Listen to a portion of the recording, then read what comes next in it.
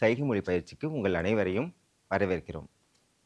இந்த சைகை மொழி பயிற்சியோட நோக்கம் என்ன அப்படின்னா, செவித்திறன் குறைவுடைய மாணவர்கள்ட்ட நீங்கள் சைகை மொழி படிச்சுட்டு நீங்கள் அவங்கள்ட்ட பேசுனீங்கன்னா ரொம்ப பயனுள்ளதாக இருக்கும். செவித்திறன் குறைவுடைய மாணவர்கள் உங்களுடைய வகுப்பறையில் இருந்தாங்கன்னா அவங்கள்ட்ட நீங்கள் எளிதில் என்ன பண்ணலாம், இந்த சைகை மொழியில் அவங்கள்ட்ட பேசலாம்.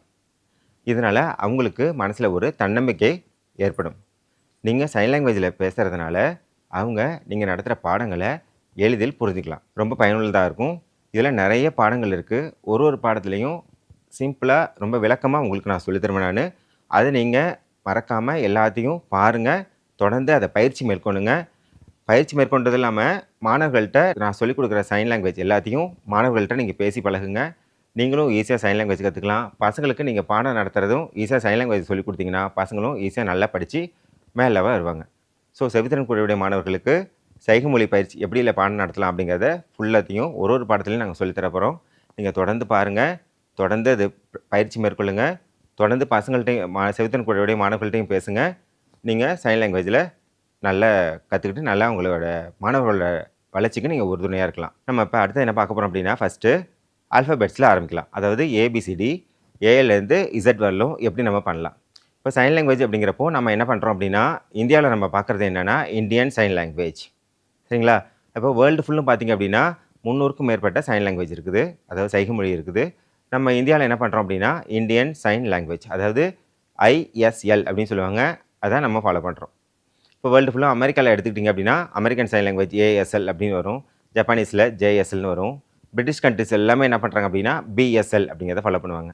இப்போ சைனீஸில் எடுத்துக்கிட்டிங்க அப்படின்னா சீனாவில் CSL அப்படின்னு எடுத்துப்பாங்க. நம்ம என்ன படிக்கிறோம் அப்படின்னா இந்தியன் சைன் லாங்குவேஜ், புரியுதுங்களா? ஃபஸ்ட்டு நம்ம சைன் லாங்குவேஜுக்கு என்ன சைன் அப்படிங்கிறத பார்க்கலாம். இங்கே பாருங்கள், 2 கையும் வச்சுக்கோங்க. அதாவது இப்படி கொண்டு போயிட்டு இப்படி காமிச்சிங்கன்னா சைன் லாங்குவேஜ், இது சைன், இது லாங்குவேஜ். அது இந்தியாவில் பண்ணுறதுனால என்ன பண்ணுங்கள், இந்தியாவுக்கு என்ன காமிக்கலாம், எப்படி காமிக்கலாம், இந்தியன் சைன் லாங்குவேஜ். புரியுதுங்களா? ஸோ எல்லாம் ப்ராக்டிஸ் பண்ணுங்கள். எப்படி பண்ணுவீங்க, இந்தியன் சைன் லாங்குவேஜ். ஓகேவா? நம்ம இப்போ அடுத்தது என்ன பண்ண போகிறோம் அப்படின்னா ஸ்டார்ட் பண்ண போகிறோம். என்னது லெசன் பார்க்க போகிறோம். ஃபஸ்ட் என்ன பார்க்க போகிறோம் அப்படின்னா ஆல்ஃபபெட்ஸ். ஆல்ஃபபெட்ஸில் ஏலேருந்து Z வரலும், சரிங்களா? இப்போ ஃபஸ்ட்டு ஸ்டார்ட் பண்ணலாம் பாருங்கள். ஃபஸ்ட் என்ன பண்ணுங்க அப்படின்னா 2 தம் ஃபிங்கரை மட்டும் ஆட் பண்ணிங்கன்னா ஏ. இப்போ பாருங்கள், ஏ எப்படி போடுவாங்க பார்த்தீங்களா? ஏ இப்படி போட்டு இப்படி போட்டு இங்கே நல்ல ஒரு லைன் போடுவாங்க. நம்ம லைன்லாம் போடணும்னு தேவையில்ல. என்ன பண்ணுங்கள், ஏ. ஸோ அடுத்து பாருங்கள் பி. ஆக்சுவலாக பி அப்படின்னு நம்ம போடுவோம், இப்படி எழுதுவோமா, இப்படி எழுதணும். ஸோ இப்போ என்ன பண்ணணும்னா ரொம்ப நீங்கள் ஸ்ட்ரெயின் பண்ணிலாம் எழுத வேணாம். நீங்கள் என்ன பண்ணலாம், எப்படி காமிச்சிங்களாலே போதும். இது கொஞ்சம் நீங்கள் ஸ்டைலாக காமிக்கணும்னா இப்படி காமிக்கலாம். இதுவும் பி தான், இதுவும் பி தான். நெக்ஸ்ட் பாருங்கள் சி. இதுவும் சி தான், சி, சரிங்களா? இல்லை நீங்கள் எந்த ஃபிங்கர் காமிக்கணும்னாலும் காமிக்கலாம், லெஃப்ட் ஹேண்ட் வேணாலும் யூஸ் பண்ணிக்கலாம். டி பாருங்கள், லைன் ஒரு லைன் போடுங்க. அதில் வந்து சியை ஜாயின் பண்ணிங்கன்னா உங்களுக்கு டி கிடைக்கும். எனக்கு இப்போ டி தெரியுது, உங்களுக்கு இப்போ டி தெரியும்னு நினைக்கிறேன். தெரியுதா? டி. இ வந்து அடுத்தது என்ன பண்ண போகிறோம், ஈக்கு வந்து என்னென்னா இங்கே பாருங்கள், லெஃப்ட் ஹேண்ட் வச்சுக்கோங்க. லெஃப்ட் ஹேண்டில் ஃபஸ்ட் அண்ட் லாஸ்ட்டை க்ளோஸ் பண்ணிவிட்டு என்ன பண்ணுங்கள், ரைட் இப்படி ஒரு ஃபிங்கர் இப்படி வச்சிங்கன்னா உங்களுக்கு இ கிடைக்கும். இ கிடச்சிச்சா? பார்த்துங்க, இ இந்த ஷேப்பில் வருதா? ஒன் மோர் இ இருக்கு என்னென்னா, அந்த சி கொடுத்தீங்க பார்த்தீங்களா, அதை கொஞ்சம் பெருசு பண்ணிவிட்டு இடையில ஒரு லைன் வச்சிங்கன்னா இ. நெக்ஸ்ட் என்ன பார்க்க போகிறோம் அப்படின்னா எஃப். ஸோ எஃப்க்கு என்ன பாருங்கள், லெஃப்ட் ஹேண்ட் வச்சுக்கோங்க. ரைட் ஹேண்டில் மேலே ஒரு 2 ஃபிங்கரை வச்சிங்கன்னா எஃப். இதுவும் எஃப் தான், ஆர் இதுவும் எஃப் தான். சம் பீப்புள்ஸ் ஆர் யூஸிங் இப்படி கூட எஃப் காமிப்பாங்க, புரியுதுங்களா? ஸோ இது எஃப். அது நெக்ஸ்ட் என்னென்னா ஜி. பாருங்கள், 2 கை என்ன பண்ணுங்கள், க்ளோஸ் பண்ணிக்கோங்க. லெஃப்ட் ஹேண்ட் கீழேயும் ரைட் ஹேண்ட் மேலேயும் கொடுத்தீங்கன்னா ஜி. தெரியுதுங்களா? பண்ணி பார்த்துறீங்களா? ஸோ ப்ராக்டிஸ் பண்ணுங்கள் கரெக்டாக. நெக்ஸ்ட் என்ன, ஹச். இங்கே பாருங்கள், லெஃப்ட் ஹேண்டை வச்சுக்கோங்க. ஹச் ஒரு லைன் போடுறீங்க, ஹச். நெக்ஸ்ட் என்னது, ஐ. ஐக்கு என்ன பண்ணணும், ஜஸ்ட் உங்கள் ஐட்டை என்ன பண்ணுங்கள், ஜஸ்ட் லைட்டாக ஒரு டச் பண்ணால் போதும், ஐ. ஒன் மோர் ஐ இருக்கு என்னென்னா, லெஃப்ட் ஹேண்ட் வச்சுட்டு இப்படி காமிச்சிங்கன்னா ஐ. இங்கே பாருங்கள், இதுவும் ஐ தான். நெக்ஸ்ட் என்னென்னா ஜே. லெஃப்ட் ஹேண்ட் வச்சுக்கோங்க, ரைட் ஹேண்டில் இப்படி காமிச்சிங்கன்னா ஜே. அடுத்தது என்னென்னா கே. இங்கே பாருங்கள், ரைட் ஹேண்ட் வச்சுக்கோங்க ஃபஸ்ட் ஃபிங்கர், லெஃப்ட்டில் வந்து இப்படி காமிச்சிங்கன்னா உங்களுக்கு கே கிடைக்கும். ஸோ இதெல்லாம் என்ன சொல்லி கொடுத்துருக்கேன் பார்த்தீங்களா, அப் டு கே வரலாம் சொல்லி கொடுத்துருக்கேன். ஒன் மோர் ரிப்பீட் பண்ணுறேன் பாருங்கள். எல்லாம் அப்படியே ப்ராக்டிஸ் பண்ணுறீங்களா? ஸ்டார்ட் பண்ணலாமா? ஸோ அங்கே பாருங்கள், A B C D E F G H I J K. So இதெல்லாம் உங்களுக்கு புரியுதா? ஸோ ஈஸியாக இருக்கும்னு நினைக்கிறேன். நம்ம அடுத்து என்ன பார்க்க போகிறோம் அப்படின்னா எல். இங்கே பாருங்கள், எல். எல் ஷேப் வருதுங்களா, ரொம்ப ஈஸி. எல் போட்டுடலாம். L M. என்ன பண்ணுங்க, இதில் 3 ஃபிங்கரை மட்டும் இங்கே வச்சிங்கன்னா எம். நெக்ஸ்ட்டு என். O, B. இது வந்து பி. பி. இதுவும் பி தான். கியூ. பார்த்துக்கோங்க, கியூ என்ன பண்ணுறேன்னு ஆர். இங்கே பாருங்களேன், ஆர் எப்படி போடுறோன்னா இப்படி போடுவோமா, ஆர் ஸ்மால் ஆர். அதில் ஒரு பக்கம் மட்டும் வச்சா போதும், ஆர். நெக்ஸ்ட் என்னென்னா எஸ். இங்கே பாருங்கள், ரெண்டு ஹேண்டையும் ஃப்ரீயாக பிடிப்போங்க. ஸ்மால் ஃபிங்கர் மட்டும் எடுத்து என்ன பண்ணுங்கள், மேலே ஒன்று கீழே ஒன்று வச்சிங்கன்னா எஸ். அதாவது இந்த ஷேப் எஸ். Next T. அடுத்து என்ன, யூ. வி. டபிள்யூ. எக்ஸு. இது ஒய். இங்கே பாருங்கள், இப்படி இப்படி போடுவீங்க ஒய். ஒய் வந்துச்சுங்களா, இது இசட். இப்போ இதெல்லாம் உங்களுக்கு புரியுதா எல்லாத்தையும்? ஒன் ரிப்பீட் பண்ணவா பார்க்குறீங்களா? இங்கே பாருங்கள், A, B, C, D, E, F, G, H, I, J, K, L, M, N, O, P, Q, R, S, T, U, V, W, X, Y, Z. So இதை வச்சு நீங்கள் என்ன பண்ண அப்படின்னா வார்த்தைகள்லாம் ஃப்ரேம் பண்ணலாம். ஃபார் எக்ஸாம்பிள் இப்போ நான் ஒரு 2-3 வார்த்தைகள் சொல்கிறேன், அது நீங்கள் என்னென்னு பாருங்கள். இங்கே பாருங்கள், ஸ்கூல் எஸ், சி, ஹெச், ஓ, ஓ, எல். ஸ்கூல் அப்படிங்கிறத சொல்லியிருக்கேன். புரியுதுங்களா? இப்போ வந்து நேம் சொல்லணுன்னா கூட நீங்கள் நேம் வேணாலும் சொல்லலாம். ஏதாவது பிளேஸ் இருக்குன்னா கூட நீங்கள் அதில் சொல்லலாம். புரியுதுங்களா? இப்போ தமிழ்நாடுனா சொல்கிறப்பாங்க, டி, ஏ, எம், ஐ, எல், என், ஏ, டியூ, தமிழ்நாடு. ஸோ இதுமாதிரி என்னென்ன வார்த்தைகள் இருக்கோ அது எல்லாத்தையும் ப்ராக்டிஸ் பண்ணுங்கள்.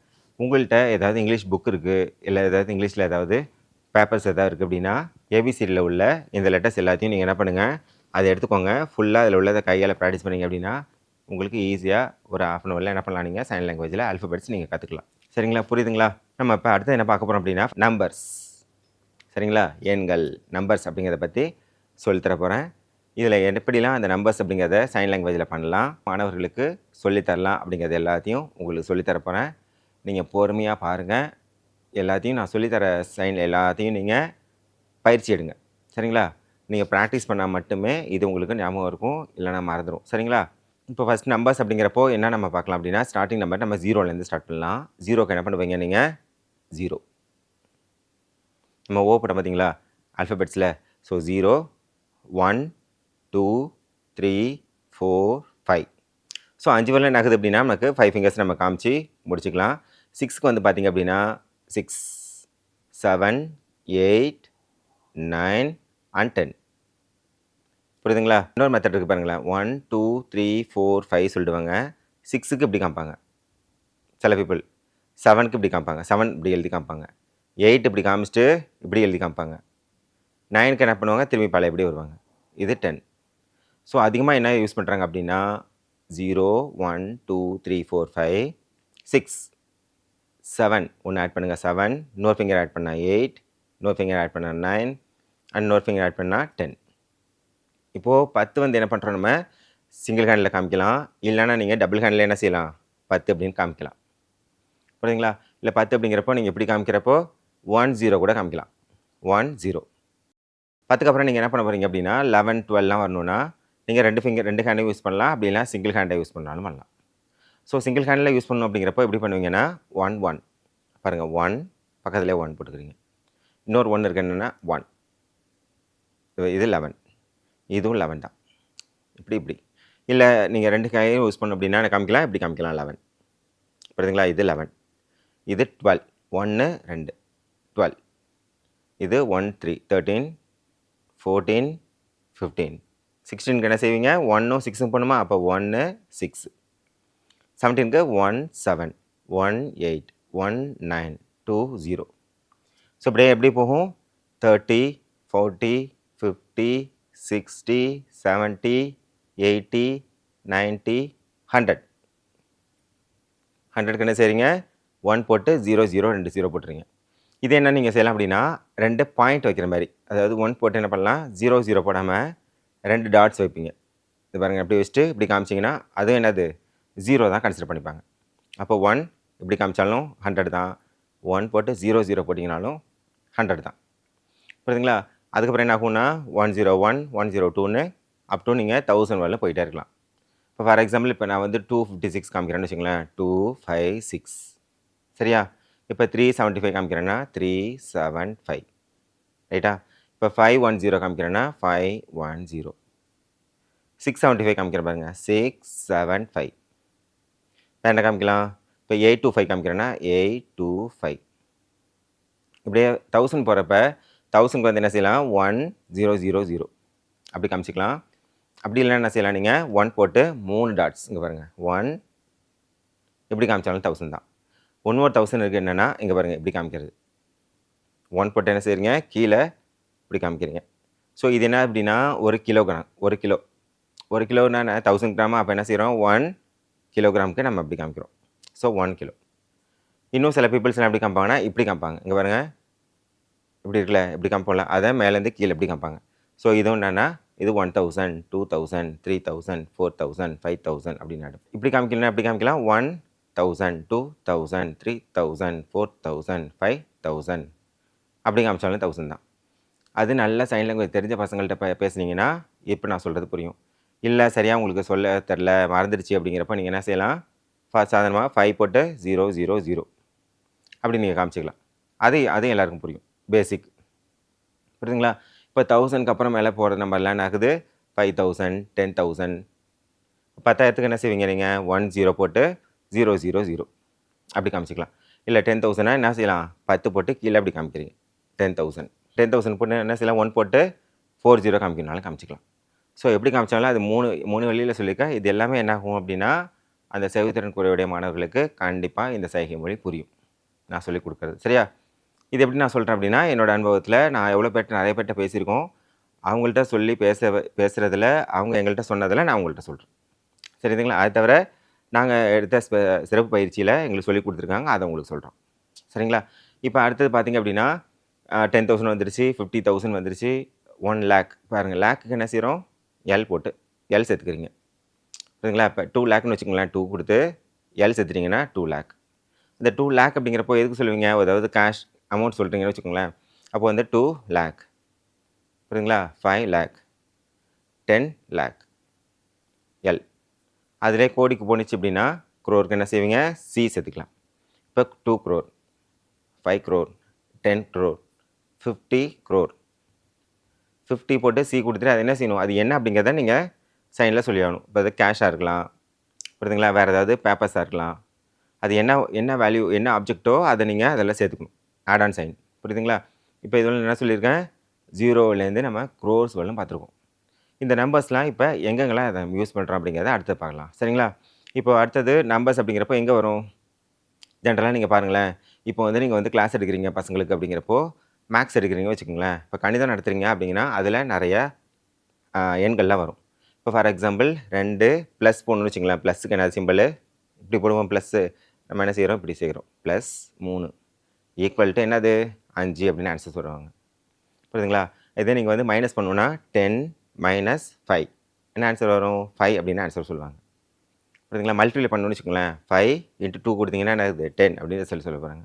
ஸோ இந்த ஆப்ரேட்டர்ஸ் அரித்மெட்டிக் ஆப்ரேட்டர்ஸ்னு சொல்லுவாங்கள்ல, ப்ளஸ்ஸு, மைனஸு, மல்டிப்ளிகேஷன், டிவிஷன். இது என்ன? டிவிஷன். ஆக்சுவலாக டிவிஷன் இப்படி காமிப்பாங்க, இது டிவிஷன். இப்போ பர்சன்டேஜ் போடணும், சதவீதம் போடணும்னு என்ன பண்ணுவாங்க? இப்படி கொடுத்து இப்படி கொடுப்பாங்க. புரியுதுங்களா? அதெல்லாம் உங்களுக்கு அதில் வந்துடும். மேக்ஸில் சொல்கிறப்ப உங்களுக்கு இந்த சைன்லாம் நம்பர்ஸ்லாம் யூஸ் ஆகும். ஸோ மேக்ஸில் வந்து நீங்கள் அடுத்து என்ன செய்வீங்க? வேறு எதுக்கு நீங்கள் நம்பர்ஸ் யூஸ் பண்ணலாம் அப்படிங்கிறப்போ பார்த்தீங்கன்னா நீங்கள் வந்து புக்கில் இருக்கிறீங்க. புக்கில் வந்து பேஜ் நம்பர் எங்கே இருக்குது அப்படின்னு நீங்கள் சொல்லணும் மாணவர்கள்ட்ட. இப்போ மேக்ஸ் புக் எடுக்கிறீங்க, அதில் வந்து என்ன செய்கிறீங்க? பேஜ் நம்பர் சொல்கிறீங்க. இப்போ 50 பேஜ் நம்பர், பக்கம் இதாவது பக்கம் புக் எடுங்க.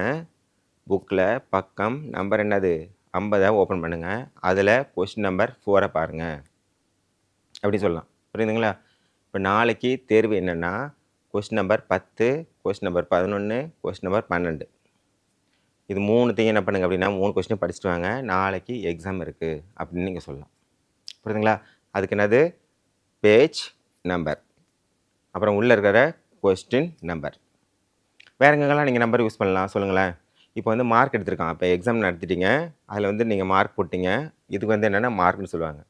இப்போ 100க்கு எவ்வளோ மார்க் எடுத்திருக்காரு அப்படின்னா 75 மார்க் எடுத்திருக்காரு.